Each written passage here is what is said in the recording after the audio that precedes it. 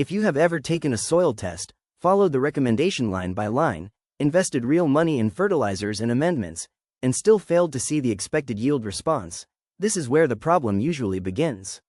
Not with the fertilizer, not with the crop, not even with the weather. The problem starts when soil analysis is treated as absolute truth rather than what it really is: a limited snapshot of a complex, living system. Soil analysis is a powerful tool.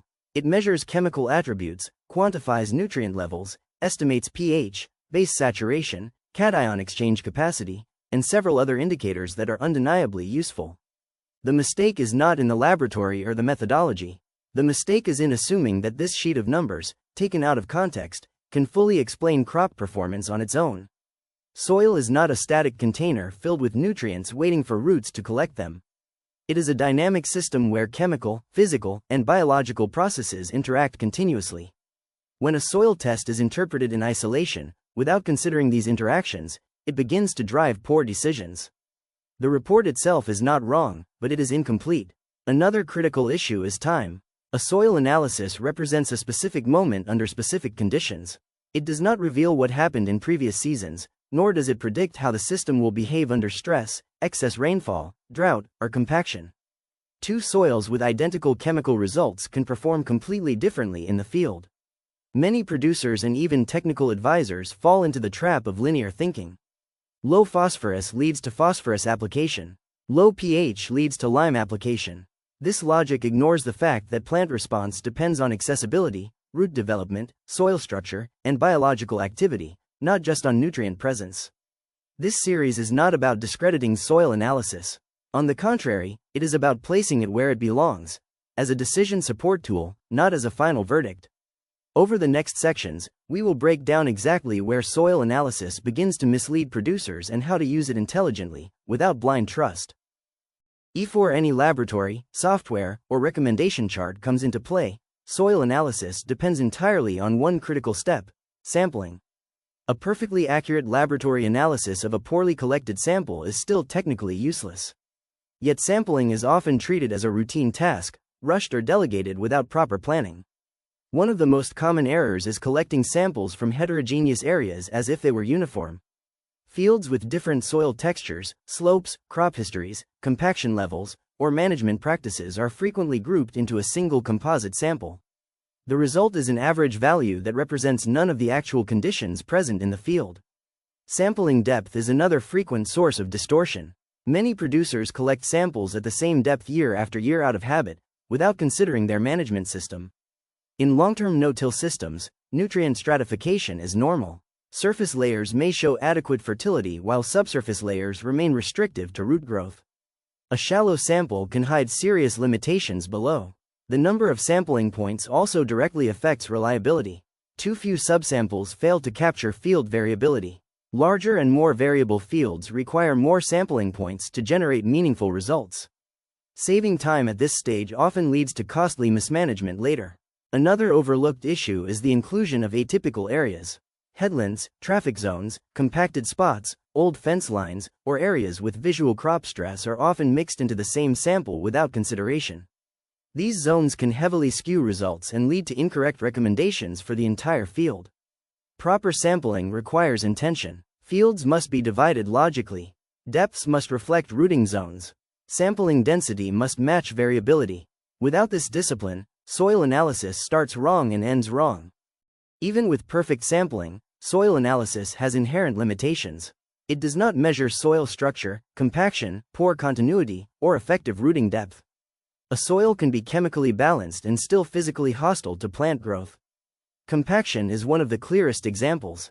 Dense layers restrict root penetration, limit water infiltration, reduce oxygen availability, and amplify stress during dry periods. No chemical soil report will flag a compacted layer. Biological activity is another invisible factor. Microbial populations, enzyme activity, mycorrhizal associations, and nutrient cycling dynamics play a central role in nutrient availability. Two soils with identical phosphorus levels can show completely different crop responses depending on biological function. Organic matter is reported as a number, but not as a function. The analysis does not reveal organic matter quality, stability, turnover rate, or its contribution to aggregation and nutrient supply. Interpreting organic matter purely as a percentage misses its true role in soil resilience. Reducing soil evaluation to chemistry alone turns a three-dimensional living system into a spreadsheet. This simplification is one of the main reasons soil analysis fails to predict field performance. At this stage, soil analysis usually gets blamed for problems it did not create. The numbers are often correct. The failure happens when those numbers are read in isolation, without understanding how nutrients interact with each other and with the soil system as a whole. One of the most common interpretation mistakes is focusing on individual nutrient levels instead of relationships. Calcium, magnesium, and potassium do not act independently. Their balance directly affects soil aggregation, pore space, water movement, and root penetration. A soil with adequate potassium can still suffer from poor uptake if calcium dominates exchange sites or if magnesium creates excessive compaction. Another critical error is ignoring soil texture. The same nutrient level has completely different implications in a sandy soil compared to a clayey one. Sandy soils have lower buffering capacity and higher leaching risk, while clay soils can hold nutrients but may restrict root growth if structure is poor. Treating both soils with the same recommendation simply because the numbers match is a technical shortcut that often backfires. Yield goal inflation is another silent problem. Many recommendations are built around optimistic yield targets that do not reflect physical limitations of the soil. When expected yield exceeds the soil's structural or biological capacity, additional fertilizer does not translate into productivity. It translates into wasted input and frustration. Crop history also matters more than most interpretations acknowledge. Residual nutrients, root channels from previous crops, organic matter inputs, and past compaction events all influence how the soil will respond. A soil test does not reset the field's memory. Interpretation that ignores history is incomplete by definition. Finally, there is the danger of standardized recommendations. Tables and software outputs are useful starting points, but they are not substitutes for agronomic judgment. When interpretation becomes automatic, soil analysis stops being a decision support tool and turns into a checkbox exercise. Using soil analysis correctly requires a shift in mindset. The report should not be treated as an answer sheet, but as a diagnostic input that raises questions. The goal is not to follow the numbers blindly, but to understand what they mean within the specific field context. The first step is disciplined sampling. Without representative samples, interpretation is irrelevant. Fields must be divided by soil type, slope, management zone, and historical performance. Depth must reflect the effective rooting zone, not convenience. The second step is integration. Soil analysis must be combined with physical evaluation of the soil profile. Digging, observing root depth, identifying compacted layers, and assessing aggregation provide essential information that chemistry alone cannot offer. The third step is biological awareness.